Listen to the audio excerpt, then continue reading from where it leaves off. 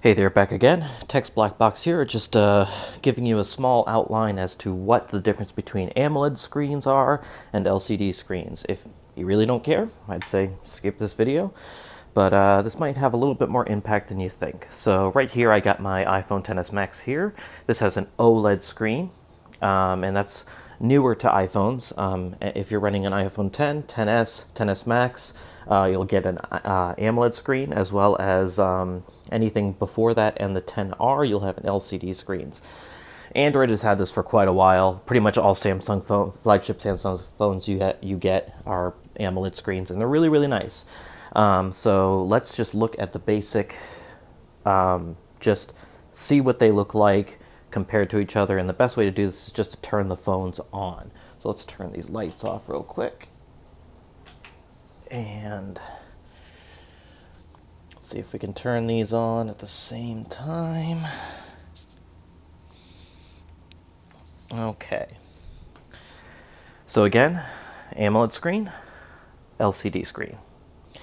And you can see that the LCD screen here is lighting up pretty much all the pixels, even though this is a black background, and this is not. This is just lighting up the Apple logo here. And that's one of the advantages of AMOLED screens.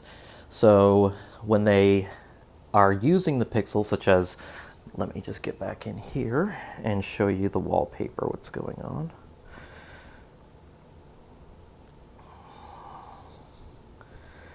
It will show just those pixels, and those pixels that have any light to them will just be turned on. The rest of them are turned off. So let's turn the lights back on again here. Refocus. And here we go. So what's going on is that the pixels are turned on if they have any color to them, or gray or anything like that. If they're completely black, they'll turn off. Now this does save battery power on your screen, but I'm not going to be 100% sure and tell you guys that it's going to save so much battery power that you're going to notice it, but that's one of the things. The other thing is that you get brighter colors, usually with AMOLED screens, if they're done right, usually with Samsung displays that are pretty much in all iPhones, as well as Samsung phones, and usually it's pretty good in some LG phones that just came out this year. But Samsung makes pretty darn good displays, and it takes a lot of advantage of the color, as well as the contrast, as well as HDR capabilities and that sort of thing. So AMOLED has that advantage over LCD.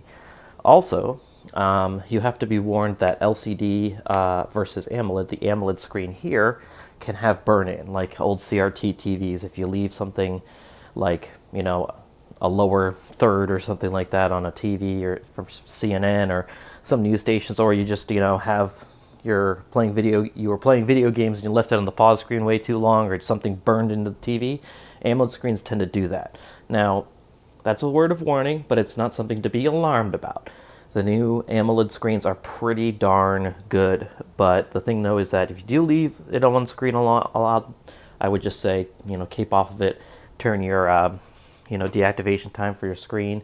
Mine is set to 30 seconds, which is the minimum for the iPhone. I think you can go down as low as 15 seconds on Android, but I would say that keep your phone off screen if you're not using it, and that sort of thing. That's my advice. For more information, I'll leave some links about more technical stuff in there. You're welcome to read it, but that's one of those things that might be a purchasing choice for you. So you get one that has a good display contrast and a little bit more richer colors, versus a little bit more reliable screen in the sense of LCD, because it doesn't have that burn-in, and but it does take up more battery power since all of the pixels are lit.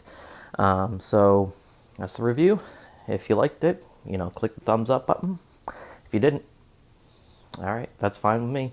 But if this doesn't really matter to you, skip over this video. All right, see ya.